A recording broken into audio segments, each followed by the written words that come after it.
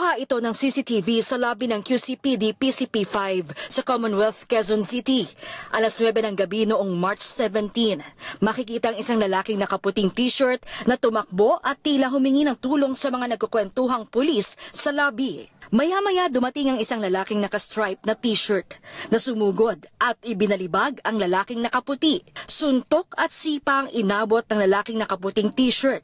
Kitang lupaypay ito at iniwang nakahiga na lang sa sahig.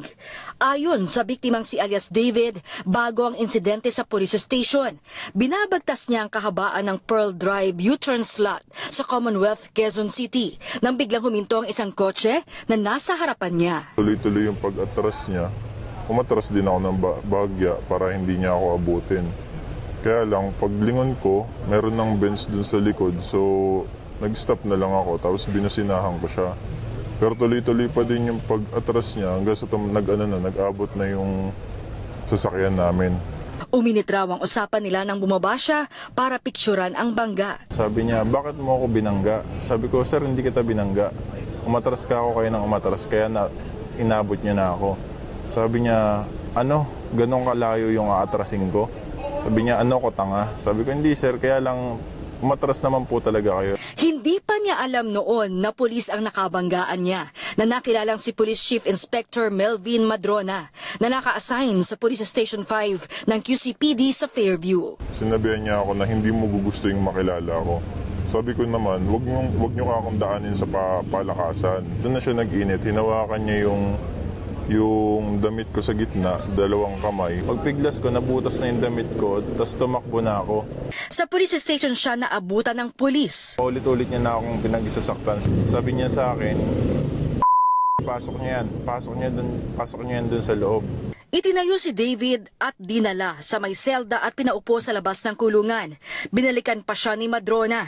Nang maawat si Madrona, ipinasok si David sa loob ng selda. Dito na raw siya kinausap ng mga pulis at ni Madrona. Pinapipirma siya sa isang dokumento kung saan inaamin niyang siya ang may kasalanan sa banggaan. Lalabasin ka na namin, pirma ka na lang na nagkasundo na kayo na ganito ang usapan niyo, ipapagawa mo yung sasakyan niya. Pumasok na sa isip ko na makalabas pa ng maayos doon, ligtas. So, pumayag na ako doon sa mga gusto nila mangyari. Natroma si David sa nangyari pero hindi ito ang pumigil sa kanya para magreklamo sa PNP Counterintelligence Task Force. March 20, nang humarap siya sa PNP CITF. Nag-create po kagad tayo ng isang team to check if recorded yung nangyaring allegedly na mauling incident.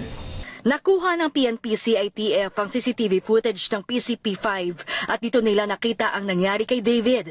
Matapos ang investigasyon, sinampahan na ng kasong kriminal sa korte at kasong administratibo si Madrona. Nakaranas man po kayo ng pagmamaltrato, pagmamalabis ng isa man sa miyembro ng kapulisan na ipagbigay alam po kaagad sa aming tanggapan. Kung alam niyo naman na nasa tama kayo, ipaglaban niyo kasi hanggat hindi mananahimik lang kayo, madami at dadami pa yung mga ganong pulis. Sinubukan naming kunan ng pahayag si Madrona pero hindi niya sinasagot ang aming tawag.